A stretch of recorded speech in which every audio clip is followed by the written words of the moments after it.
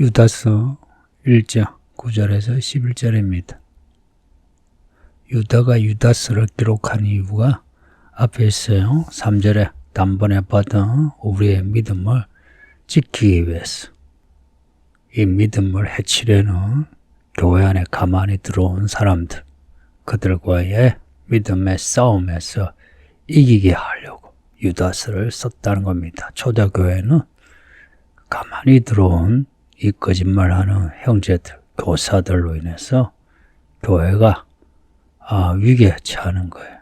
그래서 사도들은 이들의 거짓을 드러내기 위해서 이렇게 편지를 썼습니다. 그때나 지금이나 똑같아요. 교회 안에 가만히 들어온 사람들이, 그들이 육체를, 그 8절에 보면 육체를 더럽히고 권위를 업신여기고 영광을 비방한다는 겁니다. 그런 사람의 특징, 자기의 정욕대로 살아요. 먹고 마시는 거, 또 성적으로 욕구와 욕망에서 절제하지 못해요. 그리고 자기를 자랑하면서 권위를 업신여겨요. 하나님의 권위만이 아니고 교회 안에 교회 지도자의 권위 업신여겨요. 이런 사람은 목사를 업신여겨요. 들었어요. 걸러서 듣고. 그러면서 영광을 비방한다. 하나님의 이름을 높이지 않아요. 자기 이름을 높여요. 자기 이름. 여러분은 그런 사람 되지 마소. 어찌하든지 하나님이 기뻐하시는 성도가 돼요. 하나님의 은혜에서 시작해서 하나님의 은혜로 끝나야 돼요. 4절을 보면 이들은 하나님의 은혜를 받고도 그걸 저버리고 스스로 방탕해진 사람들입니다. 이런 사람들이 교회 안에 있다는 겁니다. 그때만 그렇겠습니까? 지금도 있습니다. 가끔 우리 교회에 그런 사람이 있겠나 하는데 없을 것 같은데 있고요. 그러니 교회 생활할 때 분별하면서 교회 생활 하셔야 돼요. 9절에 보면 천사장 미가엘이 나옵니다. 마귀와 다투는 내용이 나와요. 특이하죠. 모세의 시체를 두고 미카엘과 마귀가 다투어 변론해요. 모세의 시체라고 나오는데 시체라는 말은 없고요. 몸입니다. 모세의 몸덩어리를 두고 모세가 죽었잖아요. 신명기 34장을 보면 모세가 모압 땅에서 죽어요. 모압 땅에는 골짜기가 장사되고, 근데 모세의 그 시체가 장사된 그 무덤을 아는 자가 없대요. 신명기에서 때부터 그 무덤을 아는 자가 없답니다. 모세가 죽은 건 확실한데, 그러니 이 모세의 몸, 이거는 시체라 번역한 겁니다. 가끔은 모세가 안 죽고 하늘로 승천했다. 그 마태복음 17장을 보면 모세와 엘리야가 등장하는데 엘리야가 안 죽고 승천하지 않았나? 모세도 승천했다. 라고 말을 하는 분이 있는데 그거는 억지고요. 성경에서 모세가 죽었다면 죽은 겁니다. 그걸 굳이 승천했다 해서 특별한 메시지 얻을 거 없어요. 근데 이 모세의 시체에 대한 이 내용은 유다서에만 이게 처음이자 마지막으로 유일하게 나오는 내용이에요. 그리고 이 내용은 성경 말고 다른 글이 있습니다. 모세의 성천기라고 있는데요. 모세가 죽기 직전에 여호수아에게 말한 내용에서부터 예수님의 태어나는 그 시대까지의 이스라엘 역사를 기록하고 그리고 예언을 기록한 책입니다. 엄청난 시간대를 가지고 있는데 대강적인 책입니다. 또 마카비 혁명이라고 그 혁명으로 세워진 마카베오 왕조를 비판하고 또 그 당시 제사장들을 비판한 내용이에요.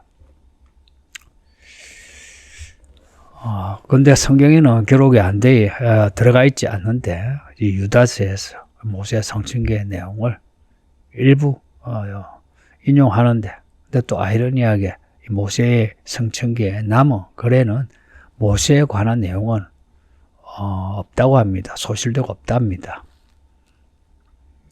이 유다서는 그 모세의 성층기에도 없어진 장들에 대해 이제 모세 이런 내용을 지금 인용하고 있다는 겁니다. 그 마귀는 모세가 살인자는 이유로 모세 시체에 대해 내 거다라고 권리 이제 주장한다는 거예요. 여기에 대해 미카엘이 마귀가 그렇게 주장하는 것에 대해서 비판하지 않고 하나님께 판결을 맡기는 거예요. 마귀의 주장은 부당하죠. 하나님이 모세 하나님의 종으로 세우시고 또 모세의 몇 개의 실수에도 하나님이 다 받으시고 그걸 또 하나님이 치셨어요. 모세가 가나안 땅에 들어가지 못한 것도 하나님 치신 거 아니에요. 이미 하나님께 그 판결을 받은 모세인데, 그리고 하나님이 하나님의 종으로 그 죽음을 하나님이 준비하셨는데 마귀가 그 시체를 내 거다 이러면 안 되죠. 그런 부당한 주장에도 미카엘이 모든 판결을 하나님께 맡깁니다 라고 했다는 거예요. 성도하나입니다. 이게 하나님의 종의 태도입니다. 하나님께 판결을 맡기는 거예요. 사람이 재판장이 돼가지고 판결하려고 하면 그 하나님 자리를 탐내는 겁니다. 마귀가 그래요. 이사야서에서 우리가 읽은 것처럼 마귀는요, 지가 하나님 것처럼 해요. 귀신들도 그래요. 내가 왕이다 그래요. 사람을 사로잡아 귀신들이 하는 말이 있어요. 내가 이 사람 주인이다. 내가 하나님이다 그래요. 여러분은 여러분 인생 누구 거라 생각해요? 여러분 것입니까? 그러면 여러분이 마귀와 같은 편입니다. 하나님의 사람은요, 하나님께 있습니다. 내 시간이 주의 손에 있습니다. 이런 말을 해요. 이 유사한 내용이 스가랴 3장에 나오는데요. 스가랴 3장 예전에 설교할 때도 이 부분을 좀 언급했는데, 대제사장 요수아, 요수아스의 요수 아니고요, 대제사장 요수아와 사탄의 대결입니다. 사탄이 요수아를 대적해요. 요업을 대적한 것처럼 항상 사탄은요 대적해요. 항상 사탄은요 목사를 대적하고요. 여러분 교회 일꾼을 대적해요. 어떻게 대적하겠어요? 저 사람에게 문제가 있다. 하나님 한번 쳐봐라. 진짜 저 사람이 믿음이 있나 한번 쳐봐라. 그런 거예요. 그러면서 그 실수 혹은 허물을 그걸 드러내가지고 비판하는 겁니다. 이때 하나님이 하신 말씀, 여호와께서 사탄에게 하시는 말씀으로 나와요. 사탄아, 하나님이 너를 책망한다. 예루살렘을 택한 여호와께서 너를 책망한다. 그러니까 하나님의 책망이 판결입니다. 성도님들, 모든 문제에서 하나님이 판결하시도록 하나님 앞에 문제를 들고 갑시다. 문제 의식을 가지고 문제의 답은 하나님께 있다라는 믿음을 가져야만 돼요. 이 성경이 왜 이런 성경 밖의 글을 인용하는 거, 그 글이 진리다 해서 인용하는 거 아니고요. 그런 글들 중에, 그 글들 내용 중에 사실도 있다는 겁니다. 그래서 그 글 중에 일부를 인용하는 거예요. 인용했다 해서 그걸 전체가 권위가 있다 이렇게 여기면 안 돼요. 이 성경에서 인용하는 부분만 그건 사실이다 하는 겁니다.